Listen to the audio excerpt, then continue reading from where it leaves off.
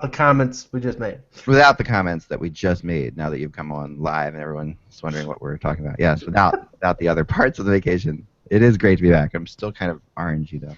Yeah, I'm gonna change my lighting. But yeah. So Mike, so Mike. This is fascinating. You actually were for the first time ever. Dan, you'll find this unbelievable too. In Manhattan. I've never been as a New York State person your entire life, Mike. You've never been to Manhattan. I mean, I've been to New York before, but I've been to the Bronx many times for Yankees games. But I don't know. Maybe I was just a little hesitant to go into Manhattan on my own. You know, just not knowing where I was going. I had some friends who lived downstate, so and I really wanted to go see the 9/11 Museum and the Freedom Tower, and the memorial is, not to go into too much detail about it because you have to really see it for yourself. Right. But the memorial, the footprints of the buildings, you can't get an indication of how awesome and how awe-inspiring it is until you go there, because it looks like, when people take photographs of it, it looks like it's a waterfall and it goes down a few feet.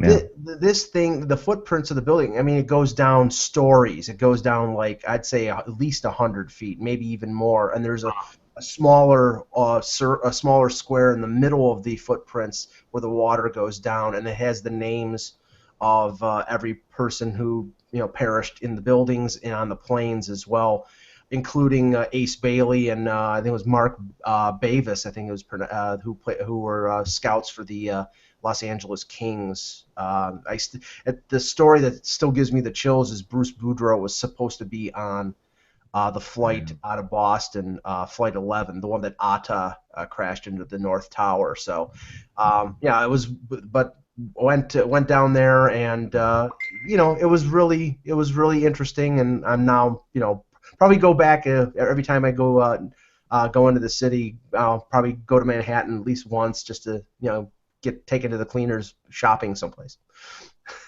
Yeah, no, I mean, it's it's I most of the time I've gone there. I've been there a lot in my life, and when I was there as a kid, it was just like I got stuck there one time. I was with a girlfriend I was dating at the time without any money. Before the days of ATMs, not able to get my car out of the like there was the plus system on ATMs at that point. It was just a weird, when not every ATM worked everywhere. It was really kind of like a bad, like, what's that one movie that all night movie that's awesome? It was typical, like a movie that was just like, someone in the chat room will probably remember.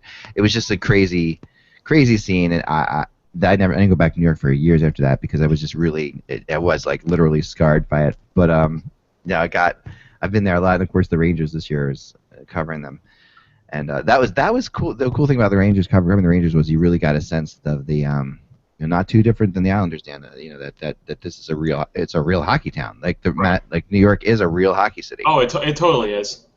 I know the local sports media doesn't treat it that way, but it is. It's there. And hopefully Brooklyn catches on soon too. Oh yeah, and I think it will. But I mean, it's way more of a hockey city. I mean, when you listen to the fan, 660 out of New York or whatever, which we can get down here in Philly. I know you can get up in Buffalo, right, Mike? At times, so yeah. Like, and of course, everyone can get online now. What am I saying? So but when you listen to the fan 660, you never hear the Rangers. I mean, Islanders, Devils talked about. Rangers maybe once a blue moon, right? The Rangers get discussed probably on FAN when they have Pierre Maguire on, or when they have Eddie Olczyk or Joe Micheletti, and then in the playoffs. Other than that, it's football, it's baseball all the time, it's the Knicks every once in a while. They really don't spend... Yeah, ESPN 98.7 in New York. Rick Pietro has made a couple appearances on the Alan Hahn show the last couple of weeks. It's been interesting. Yeah, and Don LaGreca on ESPN Radio is a big hockey guy. Yeah, he does a nice job. Yeah, he does a nice job. So yeah. I want to point out that I discovered Alan Hahn, and just as a former Islanders writer, correct? Correct. I don't think he likes me, but that's the whole nother story. Oh, he should. But no, the fact of the matter is, like, when the first lockout was going on, and early after that, Alan Hahn actually had a blog on HockeyBuzz for a while, and I would have these long discussions with him, and I'd have him on my podcast, and I told him, I'm like, you are definitely a radio personality. There was no, or a TV. Yeah, exactly. So it's really kind of awesome that he's done that's the way he's gone, because I know he was upset, actually, really upset when the Islanders beat was taken away from him and he was moved. He loved covering the Islanders. So yeah, that's that I like. I think it's really neat that Alan Hahn is doing that now. I don't get to see it, of course, too often, but that's a great thing. So you have so yeah, we're gonna get into it. I had a great time at the shore, everybody. Thanks for all the tweets and things like that. I had a wonderful time. Funniest story was we went on this whale watch, and it was hilarious. Right off of Cape May, so we go down, over the bottom of when you see a picture of New Jersey and you see that little bottom part of New Jersey, that's Cape May, and we went Cape May is gorgeous. Oh, it's incredible, it's beautiful, and went into Delaware Bay, where they've been seeing a lot of humpback whales this year, and I'm a huge whale watch person. Like this is something I've always loved to do. Out of Boston, I've been on many. Every time I've been in Boston, I go on one. Took my son out, and there were tons of dolphins. I didn't see any whales, which is not too uncommon. In Jersey, it's pretty rare to see them. This just happened to be a year that there have been more of them. But so I'm out there. But the funniest story about the whole thing was out there with this really obnoxious family. Just like this guy who was just ridiculous. This woman who was absolutely absurd. And they were sitting next to us, sort of like you sit on the outside of the deck, of the boat. So we're all like sitting down. There's nothing in front of us but a railing, and we're all on benches. And they're like, they just yell at their children the whole time. They have two children that are like roughly my age. It's one of these things you just wanted to call social services. Like I was at my wit's end with them. I'm like, these poor kids seem like they're trying their best to be, and these parents, why would you if you're this kind of family, why would you do such a trip? Why would you put yourself on a 3-hour boat tour? Right. Yes. So we're out there. Yes, it was a 3-hour tour, and so we're out there in the middle of nowhere, like 6 miles off into the Delaware Bay, and they say, okay, we're going to pick up the speed and go back now and see if we can catch anything back the other way. So the boat picks up. We're really moving fast now for a boat.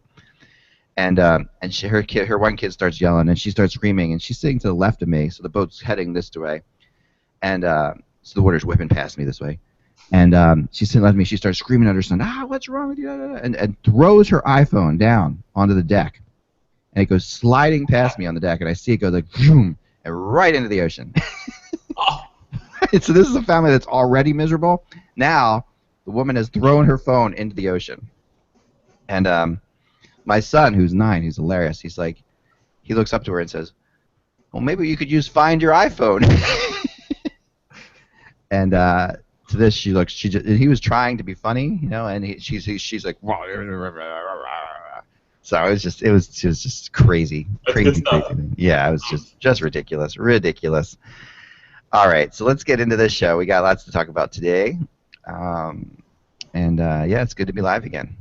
It was funny. I ended up watching some of our podcasts as when we were away that were taped, because I would post them up, and you'd find out that they'd be stuck on YouTube. So a friend of ours who happened to be in our place watched the entire show and thought we were live, and then I came walking in from the beach, and I'm like, we're not live.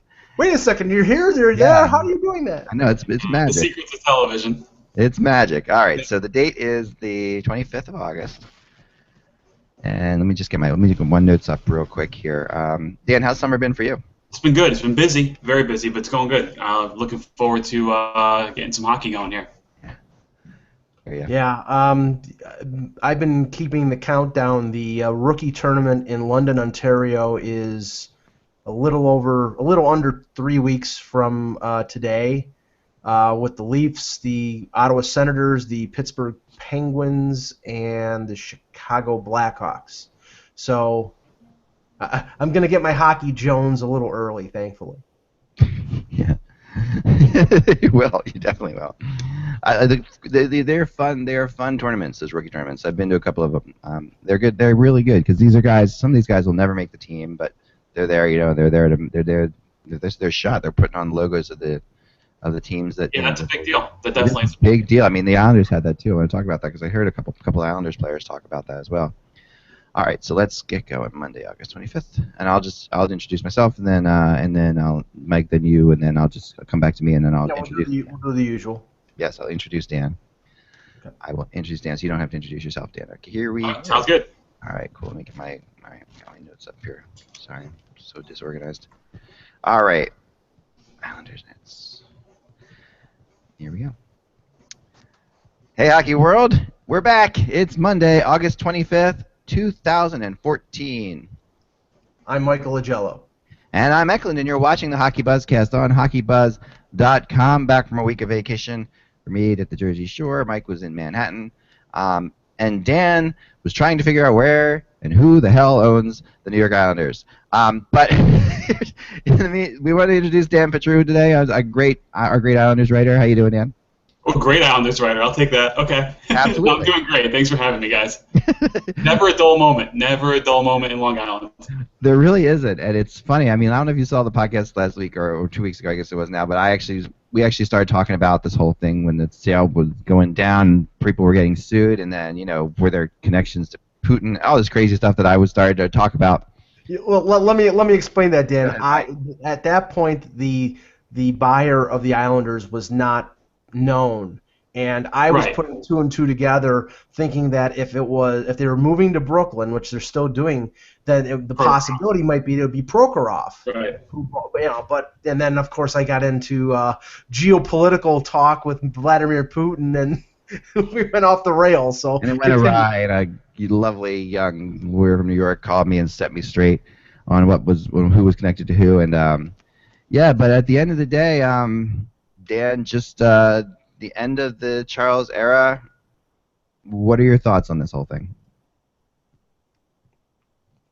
So going into the summer, I thought, I told the fan base that, if this sale happened over the summer, anything else was gravy. That would obviously be a good thing. Yeah. There are all those stories, and I'm willing to give anyone a chance. I was willing to give anyone a chance to play goalie for this.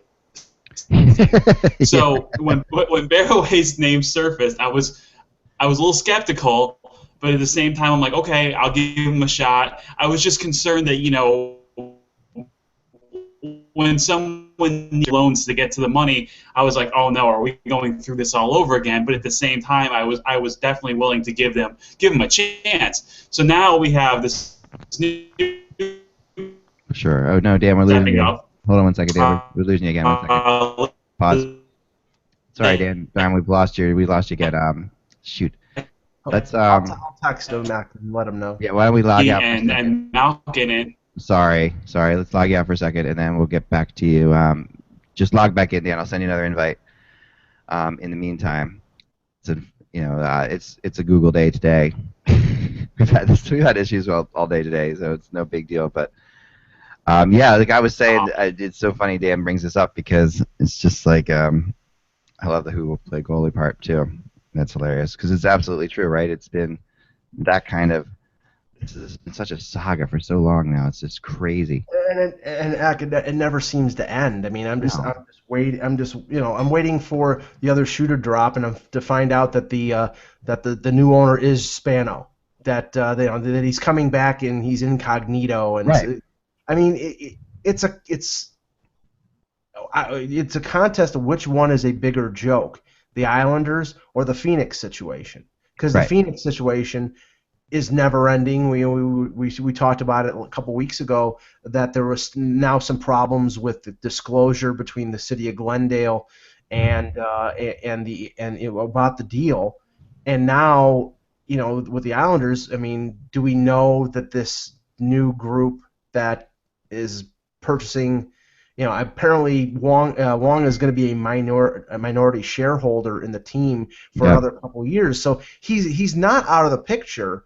And I'm just wondering why he's not selling it completely free and clear. And is it because these guys don't have enough money? I mean, we'll find out from Dan when he gets back in here. But yeah, I mean, my impression. I mean, I don't have any inside information on this at all as to why he's not selling it free and clear. But I will say that what people don't realize about Charles is he actually is a huge hockey fan. He's not I mean, I wouldn't be surprised if he just still wanted to have part of the team. Like, he just still wanted to be a part owner of this team because he really is that big of a hockey fan. He loves the Islanders. He loves the Lighthouse Project nearly killed him. It was really a tough thing. And it nearly took a piece of him. I'm sure Dan who's joining it. Dan joining us back in now will be able to say, "Hey, Dan, how you doing?" There you go, back. Hey, I'm good. See what happens. We'll see what happens. Nah, we're still glitchy. Crap. Sorry. I think what we need, Dan, to do. What we need to do. Hold on, Dan. No, not working. What we're gonna need you to do is probably just restart your modem. Believe it or not, it's crazy as it sounds. I do the whole thing of the whole restart. We'll take like 5 minutes or so, but you'll be back on. You'll be a lot better. But right now it's too max headroomy and get right now. But so there you go. That's what I would do. Restart everything. Yeah, I mean, so like I said before, the Islanders. Why don't we talk about the Ottawa Senators situation right now, the signings while we're waiting. First, we'll talk about Ottawa, because we had some interesting news. But before we do that, I wanted to talk about the fact that I was patient on not taking my vacation until Devin Setaguchi signed. I was waiting around. The whole family was sitting on Setaguchi alert. I said, the second that guy signs, we're out of here. And sure enough, he's now a Flame. And what this shows obviously is that the Flames were a couple things. One, the Flames were definitely in on Hayes big time, and they didn't get him. And that Setaguchi came, I think was a fallback. Mm-hmm. I really do, from talking to people. But the other is that this is we all knew Setaguchi would be a good signing. But the thing about Calgary that's different than, say, Buffalo or other teams that all could be in this, Connor McDavid sweepstakes is Calgary's kind of going for it. They're not acting like a team that's going to finish or trying to finish 30th. Well, I mean, are they or aren't they? I mean, okay, they signed Mason Raymond to a 3-year contract. Mason Raymond had a good year with the Leafs last year. He's an Alberta native. He's going back home. They got a pretty fair deal for him on a 3-year deal. Yeah. Setaguchi's another Alberta native. He's being paid $750,000 for 1 year. I mean, crazy. Yeah, but the thing is this prevents them from having to rush one of these young kids. Like, if Johnny Gaudreau is not ready, or if they have a couple young forwards who are not completely ready, then having a veteran like Setaguchi and they're playing a second or third line role is not a bad thing. And because he's on a 1-year deal, and you can say this about Buffalo with a couple of their players like Drew Stafford and a few others that they have, where Andre Mazzaros as a defenseman, they all signed 1-year deals. These teams, and I think what we're gonna have to watch out for, and this is definitely going to evolve during the season, is if these teams have a bad start, if they go 20 games into the season and they're out of it already, they might trade these players like right away and get rid of them because they're going to go for McDavid. And yeah, right. I don't know if that's going to be the case with Setaguchi, but I'm saying they're bringing in some guy who's a proven NHLer who will play effectively. They got him for a song.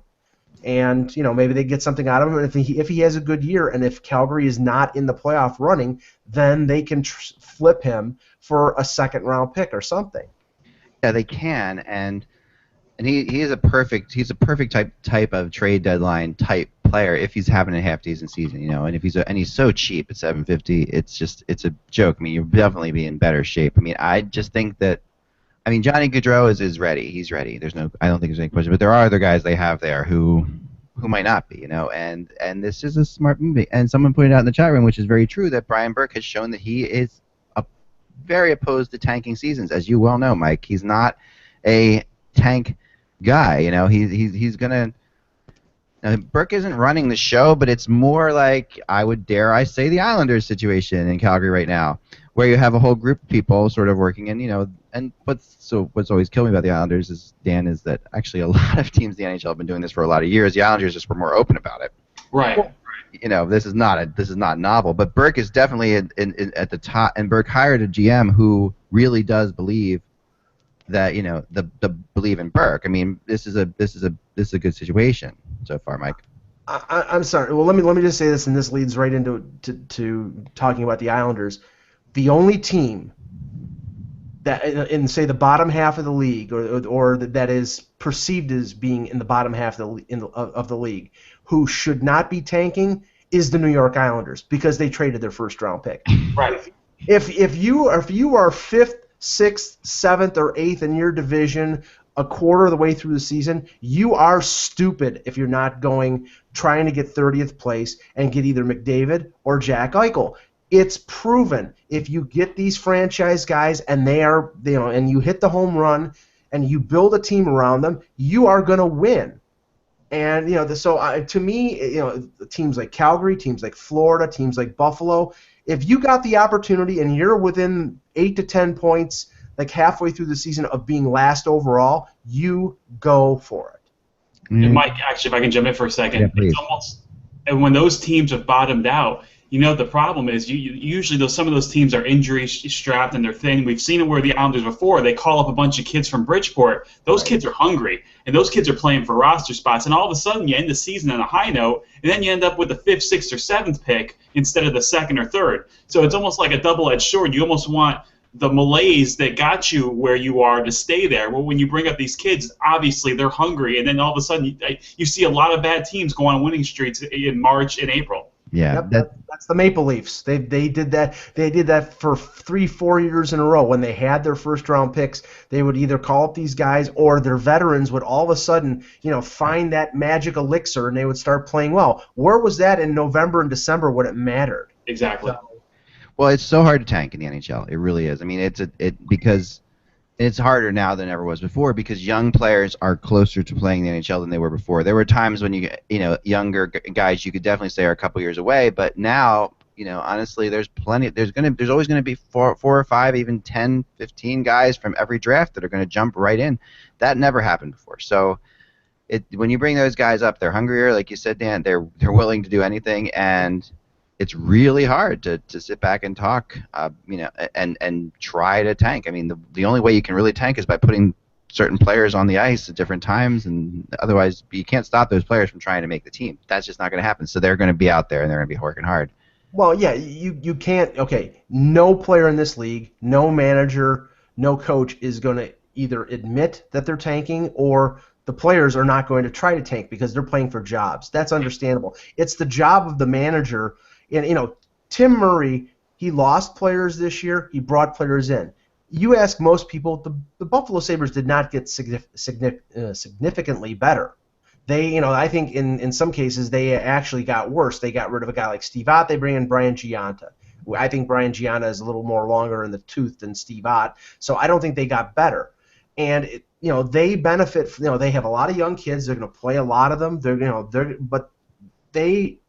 I think they're angling for 30th place, and that maybe I'm right, maybe I'm wrong. I know most of the Buffalo fan base wants them to go for either McDavid or Eichel, and to the point that the Erie Otters are playing Niagara, the Niagara Ice Dogs, at First Niagara Center in October. And I'll bet you anything that game will have a lot of people, a lot of Sabres season ticket holders going to that game because they want to see the future franchise player for the Buffalo Sabres. Oh yeah, well, they've already shown that, right? Now when we last were talking, Dan, before you morphed off into nowhere land, we were talking about Charles, and when Mike and I got in a discussion about Charles is still part owner of the team or has still a stake in it. Why do you think that is? Well, actually, before I get started, my modem is run through Cablevision, so maybe they got wind of what I was talking about. That's definitely what's happening. Put a little freeze in the situation. That's why we can't talk about Comcast and the Flyers at the same time. With that being said, I think what I'm thinking here is by Wong still being involved for 2 years, last season in Nassau, first season in Brooklyn, he's kind of getting a chance to make back some of those millions of dollars he's lost over the past 8, 9, 10 years. Yeah. And slowly, go into this, hopefully slowly bow his way out gracefully and move into the background as a minority owner, still make some money from the team and obviously the sale of the team. I do think the new ownership group will have a very large say right away. You don't spend that much money and then just sit on your hands for 2 years. Right. So I definitely think they'll have a large say.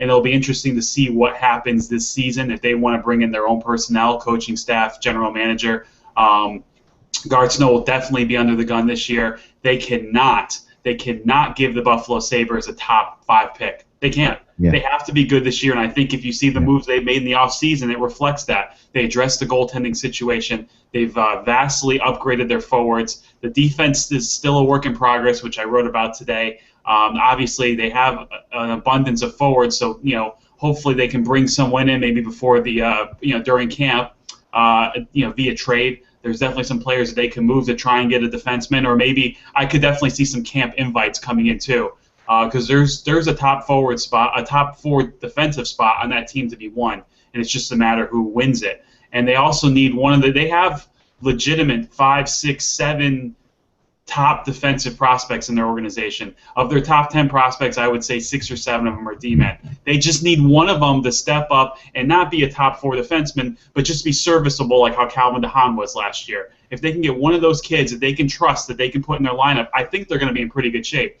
And if you look at all the injuries they had last year with Tavares and eventually Oposo, Nabokov was hurt the whole year, and they were so thin within the organization, I think they definitely improved their depth. And if all those guys are healthy, they're not going to be a bottom 5 team. I wouldn't say they're a playoff team yet, but much like most of the Eastern Conference, I'd say they're somewhere probably between 6 and 12, where you can put most of the conference there. Yeah, you can. No, you really can. And the fact they're in the East definitely gives them a shot. In the Western Conference team, they would still be. They'd be no shot. Right. They wouldn't have a shot, and neither would most of the Eastern Conference teams.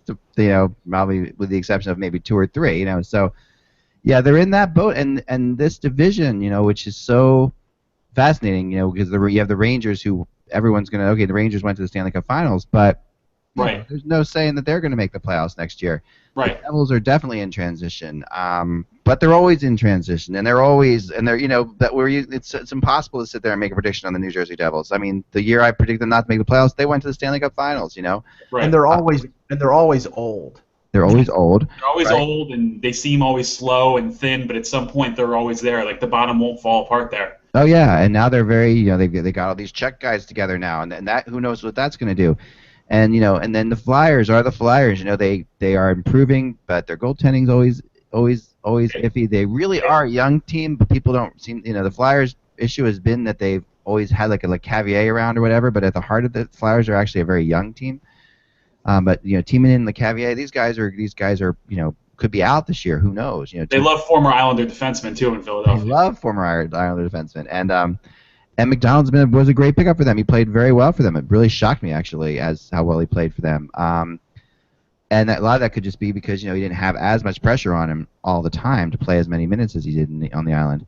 Because his minutes, he still was the leading minute guy to getter for the Islanders at the end of the year, even though he wasn't on the team anymore. Yeah, that was a problem. Yeah, so you saw that, but and then the Caps, what are they about? The Capitals, who knows? A new coach, and the Penguins are the Penguins still, and the Columbus Blue Jackets might be the best team in the division. I like Columbus a lot. I really do. Yeah. So it's a crazy. These are good. There's a lot of really good teams. None of them are great. Right. In my mind, none of them are great, but they're really good. And who's going to make it? I've seen, but the Islanders this summer, to me at least, it feels like they're a very polarizing bunch. Like it feels like some people are saying they're going to be second in this division or third in this division, going to make the playoffs. There's other people who say Garshner doesn't know what the hell he's doing. They're completely too young. They have no idea what's going on. Mike? Yeah, no, I was raising my hand that Garth Snow doesn't know what the hell he's doing because. Dan, I look at the defense, and for the last few years, that is the area where I've said that's where that team needs to improve. I know that they have kids in the pipeline. I think DeHaan is going to be a good NHL player. I'm waiting to see whether Griffin Reinhart is going to pan out. He was a top 5 pick, so or top 6 or 7 pick. I'm sorry, but I'm waiting to see what he turns out to be. But why hasn't Snow addressed this glaring problem? I think the one guy that he did add, who I think could be a pretty good bargain for them, is T.J. Brennan, who won the AHL equivalent of the Norris Trophy last year with the Marlies. He might be a good power play guy, but they really haven't added anybody who's a difference maker on the blue line. Well, I think you have to look at what's available. You look at the defensemen that were available on July 1st. Who's coming to Long Island? When you're Matt Niskanen, and you can go to any team in the league, are you going to Long Island? The problem, I think, at least via free agency, is it's so top-heavy. You have 4 or 5 guys that can really help you, but they can go wherever they want. Then the bottom falls out, and you got to look for a value like T.J. Brennan. I was actually looking at the better teams in this league, the Bostons, the Chicagos, the Los Angeleses, the St. Louises. They're developing defensemen.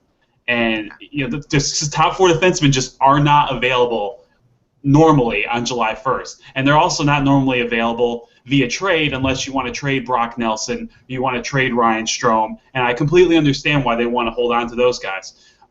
So I think they have to develop their own, and I think they have them in the system. So it's just a matter of the defensemen catching up with the defensive prospects catching up with the offensive prospects. A couple of years ago, Tavares was young and Oposo was coming into his own. Now those players are starting to come in, and you're seeing Nelson looks like he's going to be a very nice player. I'm not going to say he's going to be an all-star, but he looks like a very nice forward. Strome looks like he has a world of talent. Now they need those defensive prospects to push up and kind of catch up with the rest of the team. I do think addressing the goaltending will significantly help the defense, because if you looked at the stretches last year with Kevin Poulin and Anders Nielsen as your 2 starting goalies, it's almost like there were shots going in that have no business going in. So if at least you can cut down on those. And I think, Mike, the thing is, and I said this today in my article, they don't need to be a top 5 defensive team next year. Mm-hmm. If they can go from 30th to 16th or 17th with the offense that they should be able to score and put the puck in the net and added goaltending, I think they're going to be a lot better. I'm not ready to say they're a playoff team, but I think you're going to see a significant improvement. Well, they could have. I mean, they could have done what Edmonton did, which was overpay for defensemen. Now, I've been a critic against Nikita Nikitin and Mark Fane, and I don't think those were good signings. But the need is so glaring for the Islanders that that might have been the way to go. I think you will admit that they overpaid for Grabovski and Kuhlman. I mean, to me, those signings were laughable. I mean, I've always been a critic of Grabovski, and not to get on a Grabovski rant here, but Nikolai Kuhlman has scored 21 goals in 3 years. He has not broken double figures since he scored 30 goals 3 seasons ago, and they gave him over $4 million. I just don't understand. Yeah, but I'm gonna take the other side of that for a second, because although I'm not a Grabovski fan, I actually am a bigger fan of Kuhlman. But Grabovski has his moments for sure, and what he does is it's similar to what we talked about a lot with Kevin Allen with when Gabrick went to LA, where it sort of slotted, they needed these 2 players to slot everybody else into where they should be.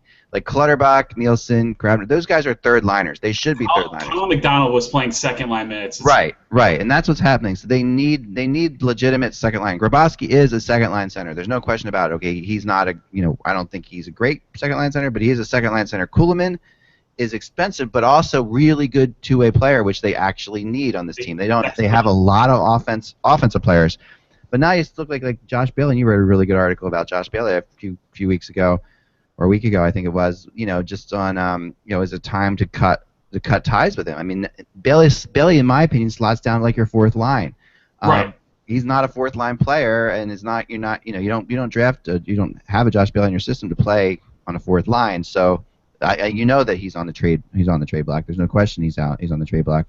It's just a matter of how. Dan? I would say this: they needed depth at forward, and it was just so glaring when they had all the injuries last year. They could not go into this year with Anders Lee, Ryan Strome, and Brock Nelson expecting all 3 of them to be top 6 forwards right away. Yeah. I think that would put a lot of pressure on those kids. They just needed some legitimate NHL forwards. Now, did they overpay him? Absolutely. Did they give him too much? Did they give him too many years? Sure, they did. But when you're that far under the cap, I'm okay with it. It's like they needed professional hockey players here, and they had to, obviously you hope that these kids can progress. But I think if you were going into the season with a Nelson Strome Anders Lee combination on your second line, while we think they're going to progress into nice players.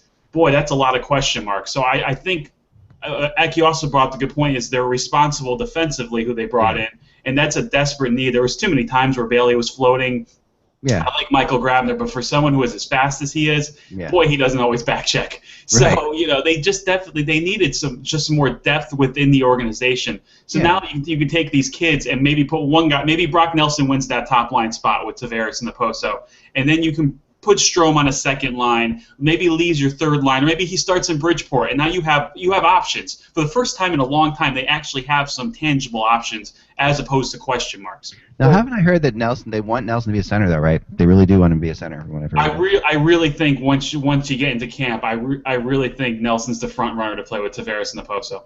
Yeah. Yeah, because I kept hearing now obviously the GM coaching situation on the team is one of the longest tenures in the NHL right now, which is it's been golden years. it's been nothing but fun, nothing but a party on the island. I've been critical of both of them ad nauseum, but I gotta give look. Garth was aggressive this offseason, and did he overpay for some guys? Sure. I thought he got a good deal with Halak. I like Johnson.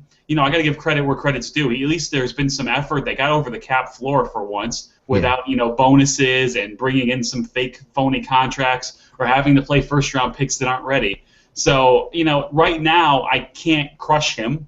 I can when the season starts, but right now, and the reason why I fully believe the reason why Jack Capuano is still coach of this team is because Snow failed so miserably last offseason. Had Snow given him a chance to succeed last year with some actual depth within the organization, I don't think Capuano would be back. I think the reason he is back is the minutes of guilt from last offseason that Snow screwed up. Yeah, I can see that. I mean, that would make some sense to me. I do think, last thing on Kuhlman and Bobrovsky, I really do think, too, as well, that you have to look at this as people don't realize that there are many different Russias, and people always think, Russian players are Russian players, and Grabowski will play really well with Ovechkin and all that stuff, and there actually are many different Russias, and Grabowski and Kuhlman are from the same area, they're from the same group, they are buddies, from what I understand. They're buddies from Toronto. Buddies from Toronto, right? Not from. I'm sorry, but no. What I mean is, Grabowski's not going to fit with Ovechkin, right? He's not going to fit with Ovechkin, and the fact that these two guys are willing to come together in different spots, they actually, this was the only team they were negotiating with together. They were actually negotiating with a couple other teams to sign as a duo. Maybe that holds Grabowski accountable. Maybe that really does hold. Because if you hold Grabowski accountable, that's something that matters, right? And you can talk about different parts of Russia. There's lots of parts of Russia, and I will tell you, on the East Coast, one of the biggest parts of Russia is in Brooklyn. It is a large Russian immigrant community, and I think, and they even said too that Brooklyn had a lot to do with their decision. It makes sense.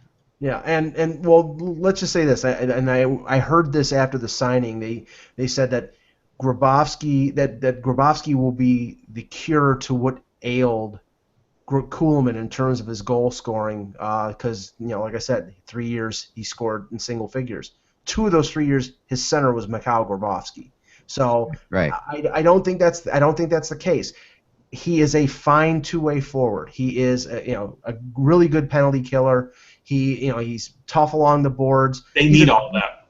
Yeah, I know it's too expensive, but they need that. He's a good player. If you get 15 goals out of Nikolai Kuhlman, I will be shocked. But if that's that's all I'm saying. Yeah, but you might not need more than 15 goals from him. I mean, he's a second-line winger, and you've got a lot of goal scorers on this team, and you got a ton of, you're going to get penalty killing out of him. That's going to help. You're going to get quality minutes out of him, and you're actually doing something that teams need to do, like the Islanders. Teams, we always talk about, for years it was the Blackhawks, like these teams or the Penguins, teams that got really bad before they got really good, right?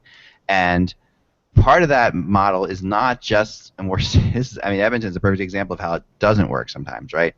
Like in Edmonton right now, it hasn't worked because they haven't brought in any outside voices into that organization. Just young players, all young players who all are coming up in the same way with the same mindset does not work in the NHL. You have to have players from elsewhere.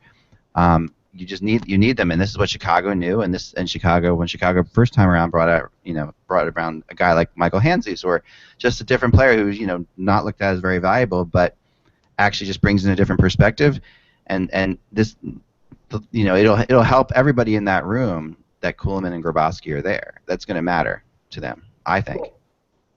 Edmonton drafted the same player over Yes. and over. 5 years in a row, pretty much. You know, you cannot drag. You know, the biggest mistake that they made was Yakupov over Ryan Murray. It should have been Ryan Murray. Right.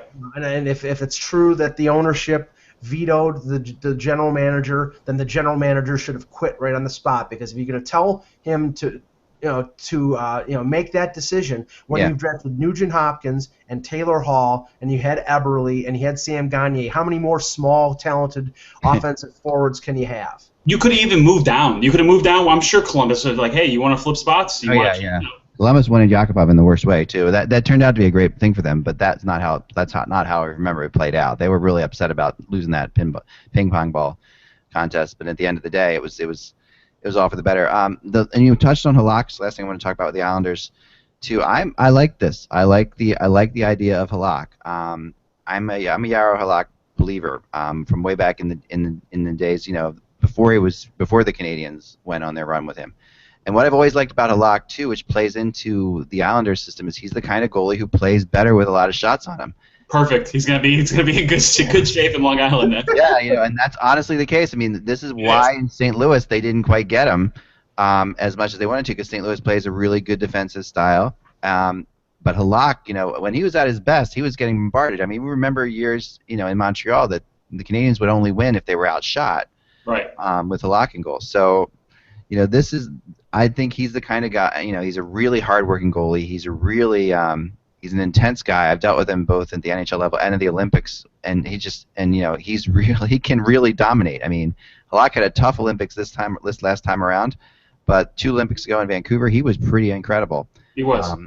And he has that ability, and I think he's the perfect fit. I think he's a much better Eastern Conference type goalie as well, because he's not that physical. He's smaller, which is what Hitchcock, never liked about him. And one of the funny things about, I remember when it goes back to even when Hitchcock was in Philadelphia and the Flyers were playing the Canadians, and the Flyers, remember when Halak went on that run and beat the Penguins and the Capitals, the Flyers were the team that eliminated them in the conference finals. And that was because Hitch kept saying to us, we're just going to run Halak, he's too small. We're going to run Halak, he's too small. And that's what the Flyers did, and that's what the Penguins and Capitals didn't do. The Capitals and Penguins tried to score on outside shots, not run him because he was too small. So, the one thing you have to worry about in the Island, I think, is the fact that teams are sort of onto that, and they're going to run him, and you're going to need some physical presence on the defense. No, I agree totally. I think Johnson is a good backup too. I think there's, if Halak goes down, I don't think it's going to be, obviously if he goes down for a whole season, that's a big deal. But if he has, some minor wear and tear, some minor injuries, I think Johnson can right the ship there as well. And like I said, organizational depth. They really tried to have some depth within the organization. Now, I don't mind Kevin Poulin being in Bridgeport for the whole year. That's fine. And if he has to come up for a couple of games, I'm fine with that too. Obviously, they're going to have to keep Halak from getting run. They definitely need a better season out of Travis Hamonic this year. I think injuries definitely have slowed him down the past year or so. It seems like he's getting a yearly concussion now, which is definitely concerning. But I wrote today that he needs to find the sandpaper that was in his game when they played the Penguins in the playoffs. Yeah. He needs to be able to annoy more than just Evgeny Malkin. He needs to be able to annoy the entire league. And I think if you have someone like that, protecting your goalie, you'll be in a little bit better situation. And they have guys like Matt Karkner who can do that as well, too. When he's not being an orange parking cone playing defense, he can protect the goalie. Yeah, Karkner could be the odd man out, right? I mean, he could. Brian Strike could be the odd man out. They definitely have some guys they could send to Bridgeport if need be, or there's definitely some guys who would clear waivers if they have to. The Poulin thing is interesting, too. I mean, Mike, go ahead. Sorry. Dan, one of the reclamation projects that I'm going to be interested to watch is Corey Conacher. I'm actually surprised that the Sabres didn't keep him around. He was potentially a Rookie of the Year candidate with Tampa, then gets flipped in the Ben Bishop deal. He played terribly in Ottawa. They waived him, and he goes to Buffalo, where he played college hockey here, and right. They didn't really give him a chance really to do anything. He ends up with the Islanders now on a 1-year deal. I mean, this is a guy who top end he could be a top 6 forward. He's been looked at that way with 2 organizations. Maybe he is in the mix here somewhere. Yeah, I don't know where he fits right now. Obviously, we got to see the way the camp, plays out. Maybe third line right now. I'm not quite sure what his home is, but I think, look, they brought guys in to compete in training camp, and there are roster spots to be open. Yeah. There are roster spots that are open. There's roster spots to be won. So I kind of like it. I like it. That Corey Conacher is going to come into camp hungry, and he's going to push for a roster spot. And then the kids like Strome and Lee and Nelson are going to push for roster spots. And it'll also put a pressure on some of the guys. If Josh Bailey's here, it's going to put pressure on him. It's going to put pressure on a Matt Martin. And I know I hate to knock on him a little bit because he's such a fan favorite, but I felt like some guys were just too comfortable on that team last year. And I don't want to say he didn't try. I didn't want to say he was lazy. He could have been fighting injuries, but some of the guys just looked too comfortable. So I think competition's a good thing, and it's definitely a way to keep guys from getting roster comfy. I think that I agree with you on that, and it was kind of strange because they came out with such promise, obviously, from the year before last year, but it was almost that promise was gone so quickly that it felt like that team was just there was a really big lull that was really, I think, had this whole, I don't know, sale or uneasiness gone. We would have seen Gart. I mean, we saw, Peter Laviolette fired after 3 games in Philly. We saw, the Islanders regime continue on through the season where it kind of got into a malaise, and that's the worst thing that can happen for an NHL team is a malaise. I mean, that's way worse than anything. I mean, that's worse than if a team sucks or if a team is good. It's just falling into that middle ground is just it's terrible. And speaking of that middle ground, let's talk about the San Jose Sharks for a little bit because there's my transition for that. I wore teal just for that. Smooth. Yes.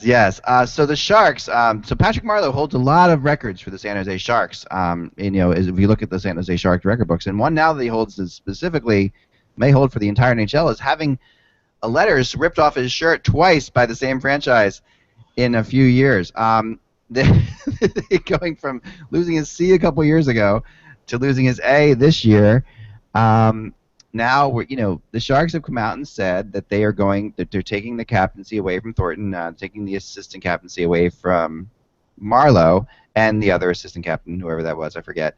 And basically now everybody is allowed to compete for this job in preseason. This is a really wonderfully dysfunctional idea, and I just want to. Sounds like something we would do. It sounds so Islander. It does sound like the Islanders. I know it does. It really has an Islanders feel to it. I just don't. As you guys know, I lived for a while out in the San Jose area, and I really fell in love with the Sharks as a team years ago. So they were maybe my second or third team in the NHL right now, and I get so frustrated by this. I know that I know last year was a disaster losing the 7-game series, but at the end of the day, I think that the overreaction to that, to losing to a team that did eventually win the Stanley Cup, I mean a good team in the LA Kings. It's not like they lost to a team that got eliminated in 4 games the next round. The overreaction to losing in the Stanley Cup, to first saying that you're going to make tons of changes and not change your coach, to not making any changes and not changing your coach, to now making this like this is the major change you were talking about all along, that you're just going to take the assistant and the C off of him. I just don't get it. I mean, Mike? The problem is if this was a standalone situation, if they had lost after being up 3-0 and then lose the 4 games, I don't think the reaction would have been so bad. But this is a chronic problem with this organization. They, for lack of a better term, they're a bunch of chokers. They do not carry through. They've made conference finals, but then when they get to the conference finals, they can't even get close to getting to a Stanley Cup final. They just either run out of gas or they just, they just lose their mojo. All I know is that right now, I think GM Doug Wilson and Todd McClellan are sending a signal. Joe, Patrick, waive your no trade because we're going to start giving guys like Pavelski and guys like Couture top 6 ice time. Now I think it would be stupid to play Joe Thornton and Patrick Marleau in 3rd and 4th line roles. That's counterproductive. But if you want to move on and you're being prevented from moving on because they're blocking trades or they're blocking trades to unless it's to specific places, and this is what's going on, this is a disaster. I mean, this is this whole thing of ripping the C off of Thornton, ripping the A off of Marleau. It's comic, and I think it's going to be counterproductive going into the season because everybody's going to be talking about that. And if Joe Pavelski or Logan Couture has the C, and they still can continue to do this, then people are going to realize that it's not who's wearing the C, but who's on this roster or who's coaching this team. Yeah. If I can jump in here, I just think the Sharks have a massive identity crisis. Who are you? Who are you as an organization? Are you still holding on to Marlowe and Thornton? And if you are, they still have to be in your organization. They still have to be those pieces. Or, which I've been saying for years, you need to start building your team around Couture and Pavelski. And if that's the case, why the hell did you re-sign these guys? Yeah. You know, at some point, it's almost like you're holding on to the past for too long. You know, Thornton and Marlowe they still have hockey left, but they're not. You know, they're definitely on the downside of their career. So you, as an organization, have to just get an identity. Who is my identity? Is my identity Thornton and Marlowe and disappointing in the playoffs, or is my new identity going to be Vlasic, Pavelski, Couture, Brent Burns, and we're going to move that way? They could have moved both of those guys at some point, not re-sign them, gotten quality assets for them, and just move forward as an organization. And instead, they're stuck in neutral because they can't make up their mind. Or if you trade them where they want to go. You may not get all that you want in the deal, but at least you move on. You may get some assets, and you build your team around the young core. Instead, you've got these guys, and they may not be completely to blame for what's going on, but they're symptomatic of the problem that has been there for the last decade or so of this team falling short. See, I don't buy it. I don't buy that this is a symptomatic thing. I think that there were many years when the Sharks were symptomatic of something, but last year wasn't one of them. Last year was a different year for them. They were very good in the regular season. They had a perfect, and you know, if you remember a year ago now, we were talking about the Sharks and saying they've got that perfect blend of youth and aged and older players, and you know, some really good rookies, and they're that perfect blend to win a Stanley Cup. You know, and Thornton and Marlowe were just. They weren't considered major players in the whole thing. They were just considered, okay, you still have them there. And they've, you know, you can say what they've said. There were years when Thornton and Marlowe were terrible in the playoffs, and there were years when they were a problem. And, you know, you could go back, you know, like 4 of the last 5 years, but not last year, in my mind. Last year, they were a really good team. Marlowe's had some great playoff performances. He has had some great playoff performances. And last year, they were a really good team through the regular season, and they were incredible through the first 3 games of the Kings series.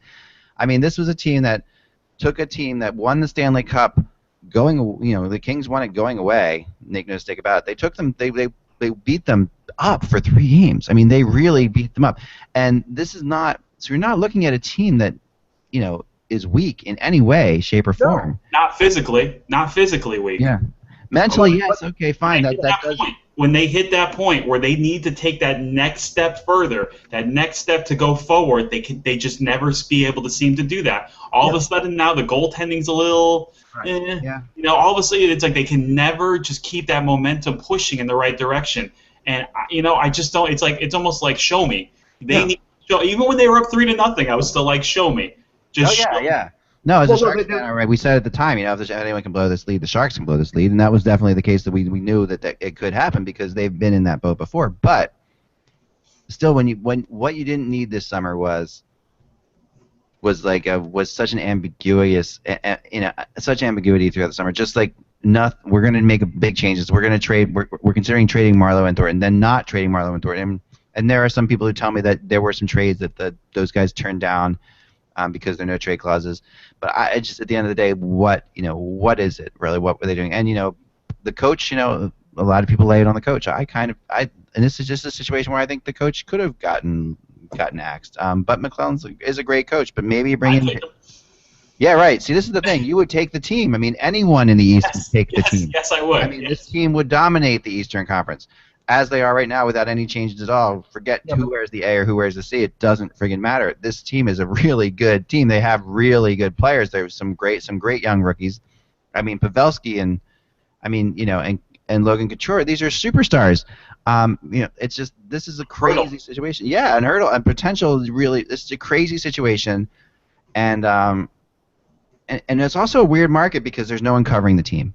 And when you go out there, so what they're doing is there's almost been, for years, the fans there have criticized them for not reacting to anything that they do. And they've always used the fact that there's nobody covering the team as like an excuse for that. They say, okay, well, there's no one covering the team, no one holding them accountable, so to speak. And the people around here have money, and they'll always be able to sell their tickets, so that's fine. But this year, I think they went overboard the other direction and said things to just try to create some kind of distraction after the season the way it ended. And that was pointless. And to me, that's getting them. That's where they burn now. This whole charade is just. I mean, if I'm sorry, I'll finish my rant here. But if you throw these things really up to, if this is really goes up, the assistant captaincy and captaincy are now to be competed on in training camp, right? What good comes of that? Really, if you've got Marlowe there, he should be the captain of the team. I mean, if he should be the captain of the team, if he's there, Thornton is going to be an assistant, or one of them is going to be captain, one is going to be assistant. They should win that in the training camp if it's a fair battle. So is there a really fair battle here going on, or is it just going to be, okay, we wanted to give it to Pavelski and to Couture, but we couldn't take it away from them? Other teams handle this way better. This was, not the failure was the team up till, they were eliminated, and now this summer the failure was a failure of management and ownership because they went out there and they promised change. Right. And their change was signing John Scott and firing Drew Remenda. That was their change. Now, for all the critics of the Maple Leafs, they changed their entire bottom six. They changed their assistant coaches. They changed their manager, their assistant general managers, all of them. They brought in an analytics department. They've even the corporation's even going to have a new president. So there's been change. But in San Jose, they couldn't even trade the guys that they want to trade. So honestly, if Thornton only wanted to go to the Rangers, trade him to the Rangers. They could have got a JT Miller or something. They would have got at least one tangible player they could put into that lineup. Obviously, they wouldn't get a king's ransom, but they would get something that could help their team right now. Right. Look what they got from look as an example. Obviously, look what Tampa got from Marty St. Louis, who only wanted to go to the Rangers, right? And they ended up getting a huge amount. I mean, that trade's going to turn out to be an incredible trade for Tampa. I mean, just ridiculous trade. And still a great trade for the Rangers because they went to the finals. Right. They got to the finals, and Marty was a huge part of that. Obviously, I don't think they get past Montreal without him. But still, I think that this is to me, it's just very frustrating, and I feel it for Sharks fans. I have a lot of friends who are Sharks fans who really just can't get it. And the problem is, you want to go into a season confidently. You want to go in sitting back and saying you've done all these positive things the year before. And I know they can't say it because they've had 5 years of these failures and stuff like that. I know it's hard for them to sit back and say that without getting criticism, but it would have been better than what they did. So at the end of the day, I don't know what the answer is either. I don't envy. You don't envy any team that loses a 3-0 lead. But remember, the Bruins lost a 3-0 lead to the Flyers and won the Stanley Cup the next year. They didn't go crazy over the whole thing. They just happened to get beaten by a team that got hot at the right time. But they didn't make all these claims about all these changes. Right. Ambiguity.